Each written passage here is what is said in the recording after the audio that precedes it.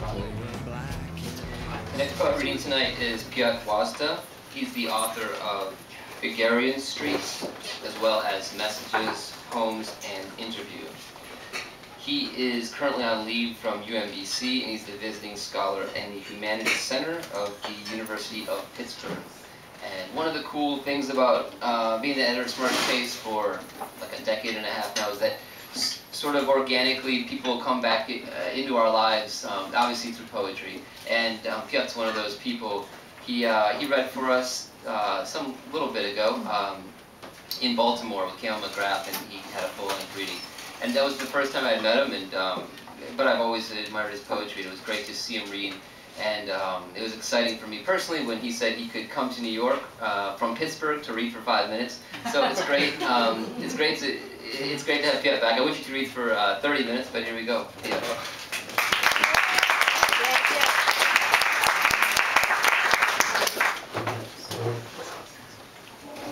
Thank you for inviting me, hi, everyone. I'm going to actually read a mixture of prose and verse from 10 very brief selections from a kind of poetry notebook I have been writing. The poem in Smartish page on page 74 is included in this sequence, and some others are forthcoming in a new magazine called Poetry Northeast. One. This is your habitus speaking. You can look but not touch. The longest time you can look is 4 to 5 seconds. Any longer look will be considered ogling. When you shake hands, allow no more than 2 or 3 seconds. After that, any touching becomes sexual. The palm leaves a faint residue of oil and salt that can damage even the hardest surface. A conversation usually lasts anywhere between 5 seconds and 5 minutes. For example, a stranger may approach you and ask for the time, or, which is more common, for directions to the next galaxy. There is only one morality, and beyond it, more or less primitive forms of violence. There are certain parts of the body you cannot discuss. 2.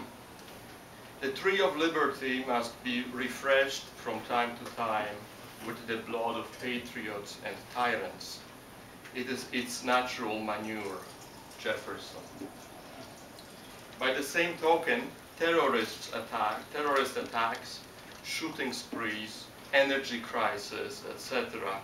are good for the national metabolism.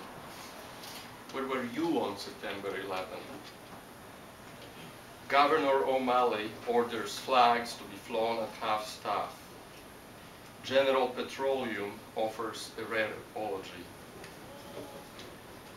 3. Share the road with animals, share the planet with animals. Still, they will always remain predatory and rapacious, despite our best attempt to domesticate them. For this reason, we now have bigger cages in zoos.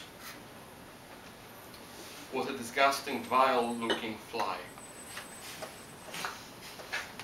4. The person you pass on the street may be a fascist, a torturer, a bigot, a child molester, a psychopath, a Satanist, an assassin, an alien. For example, this old woman at the bus stop. I remember music. I remember airplanes.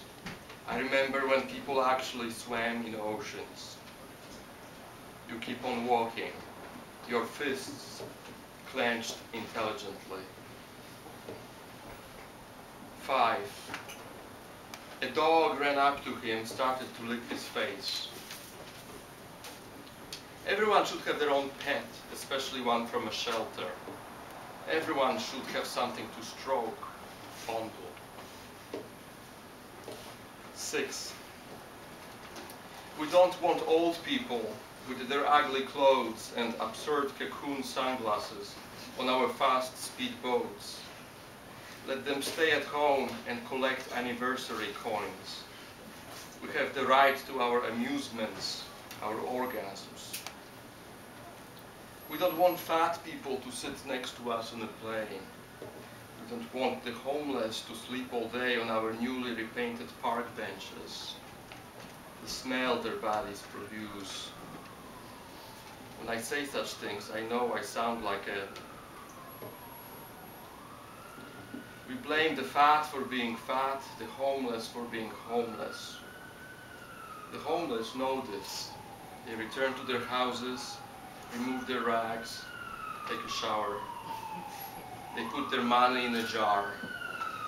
The fat take off their body suits. 7. On a street corner in Baltimore, 3 men are painting over a mural. When a woman in a car asks them, "Why are you doing this?" they reply, "The new owner wants it this way." 8. Property is theft, old proverb. As my friend used to say, the street always gives back what it takes away from you. Another friend, the fury of the street. 9. Check your polls daily, your messages hourly. Watch these ads carefully. Do not cross median. Take responsibility for your actions, aka your feelings. Eventually your computer will know whether it's you or someone pretending to be you. 10. Spies read spy novels.